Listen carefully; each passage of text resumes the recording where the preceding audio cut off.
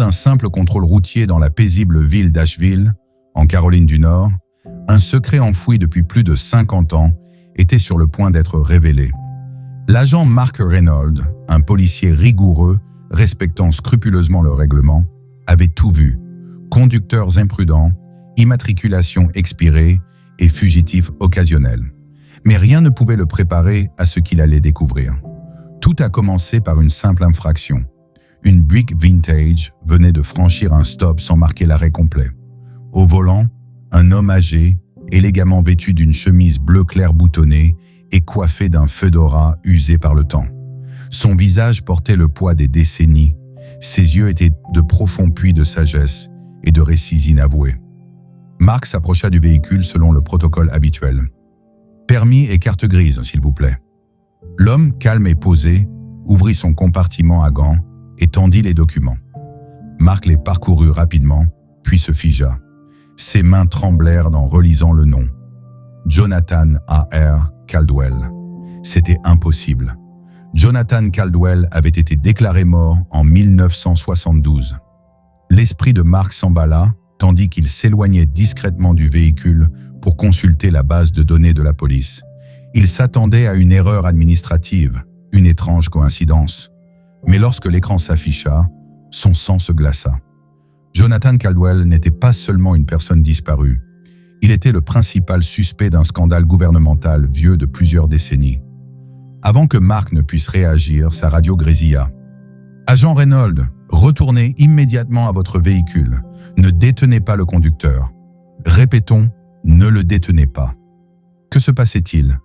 Mark tourna la tête vers le vieil homme, qui esquissa un léger sourire. « Vous venez de découvrir quelque chose que vous n'auriez jamais dû savoir, pas vrai, fiston ?» Ignorant l'ordre du standard, Mark contacta directement son capitaine. « Monsieur, j'ai besoin de vous sur place immédiatement. » Quelques minutes plus tard, le capitaine Harris arriva, le visage aussi pâle qu'un fantôme. Il s'avança droit vers Caldwell et, à la stupéfaction de Mark, lui fit un salut militaire. « Bienvenue chez vous, monsieur », dit Harris d'une voix empreinte de respect. Mark resta figé, abasourdi. Qui venait-il de contrôler exactement? Caldwell soupira. On dirait que le secret est dévoilé maintenant. Puis, la vérité éclata comme un chapitre oublié de l'histoire. Jonathan Caldwell avait autrefois été un cryptographe de haut niveau pour le gouvernement américain. Travaillant sur des renseignements classifiés en pleine guerre froide, il avait découvert une fuite. Une taupe au sein de l'agence vendait des secrets nationaux à des agents étrangers. Avant qu'il ne puisse exposer le traître, un contrat fut mis sur sa tête.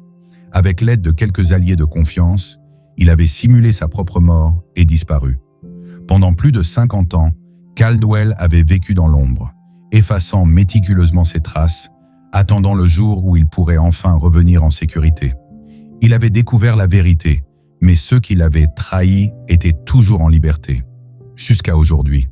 « Vous n'auriez jamais dû voir mon nom », confia Caldwell à Mark. « Mais peut-être qu'il est temps que la vérité éclate enfin. » Le capitaine se tourna vers Mark. « Nous devons l'emmener en lieu sûr immédiatement. » Alors qu'ils escortaient Caldwell, Mark sentait au fond de lui que sa vie venait d'être irrémédiablement bouleversée. Il avait commencé sa journée en pensant rédiger une simple contravention. À la place, il avait déterré une légende vivante. Et, en un instant, l'homme déclaré mort il y a un demi-siècle était de retour, prêt à révéler son histoire au monde. Certains secrets refusant de rester enfouis. Si vous êtes arrivé jusqu'ici, commentez. La vérité ne meurt jamais et n'oubliez pas de vous abonner pour plus d'histoires incroyables qui vous tiendront en haleine.